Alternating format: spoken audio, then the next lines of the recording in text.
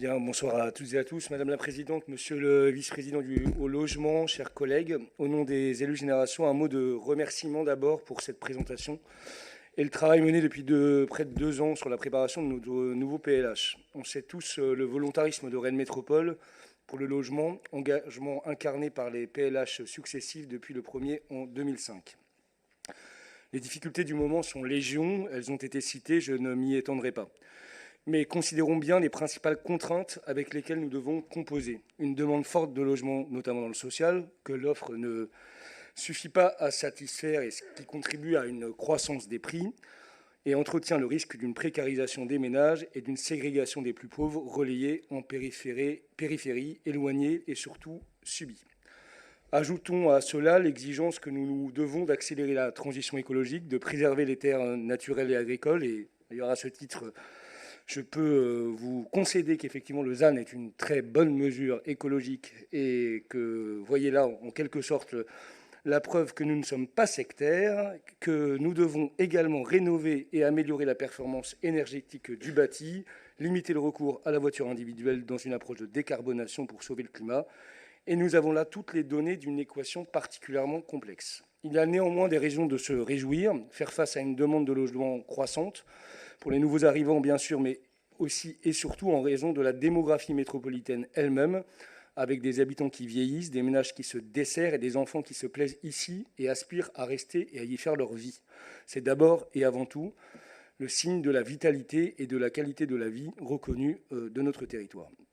Mais ça représente un défi colossal pour nous, élus et décideurs publics, que d'y répondre de manière juste, équilibrée et solidaire.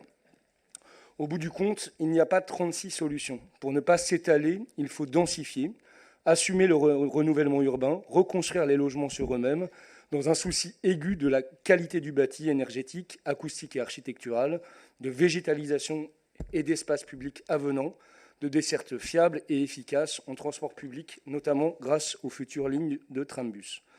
En un mot, lier le quantitatif et le qualitatif, soucieux des préférences résidentielles des habitants et de la concertation avec les citoyens pour permettre à tout le monde de vivre et d'habiter la métropole. Les orientations stratégiques du PLH 2023-2028 vont dans ce sens, avec en son cœur l'objectif renouvelé de 5000 nouveaux logements produits chaque année et la contractualisation avec les 43 communes de la métropole pour une juste répartition des efforts. Nous sommes particulièrement satisfaits du volontarisme affiché, l'engagement d'activer tous les leviers possibles pour renforcer la maîtrise des prix et du foncier et la régulation du marché à l'image des promesses du nouveau statut d'autorité organisatrice de l'habitat, de continuer à soutenir les plus fragiles et affiner les outils de régulation publique comme l'Office foncier solidaire ou le loyer unique, d'assumer un rôle de prescripteurs auprès des acteurs privés à l'image du référentiel bas carbone. C'est justement pour nous le rôle des pouvoirs publics que de se porter en première ligne sur ces questions pour garder de la maîtrise, tenir notre ligne sociale et environnementale et ne pas basculer dans la jungle du marché. Un grand bravo donc pour le travail mené et la direction prise qui nous paraît la bonne pour l'avenir de la métropole et de ses habitants. On sait l'importance de la question du logement dans la vie. C'est le lieu de vie quotidienne, de partage avec des proches, de loisirs, de repos et de refuge aussi.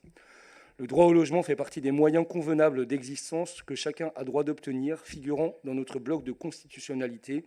Il est inscrit dans la Déclaration universelle des droits de l'homme de 1948 et dans la loi française depuis 40 ans. Alors que la Fondation Abbé Pierre vient de sortir son 28e rapport sur l'état du mal-logement en France, qui concerne plus de 12 millions de personnes dans le pays et démontre l'ampleur du travail à mener pour ce qui devrait être une priorité nationale absolue, continuons à porter de notre côté l'exemplarité de Rennes Métropole en la matière. Je vous remercie.